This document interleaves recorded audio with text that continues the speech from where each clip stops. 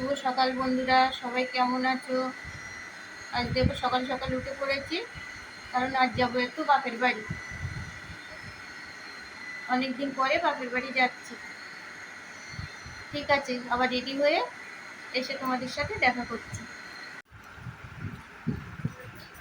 এই যে আমি রেডি হয়ে গেছি বাপের বাড়ি যাওয়ার জন্যে। পুজোর সময় আমাদের যাওয়া হয় না, তাই পুজোর আগে একবার ঘুরে আসবো। আর মেয়ে তো বাড়ি নেই, ওর বাবাও যাবে না, লিও আছে, অফিস আছে ওর, তাই আমি একাই যাচ্ছি।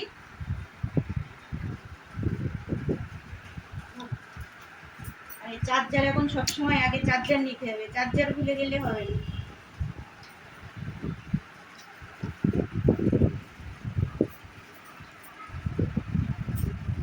এবার একটু চা খাবো, এই যে বর চা করে এনেছে, একটু চা খেয়ে বেরিয়ে পড়বো।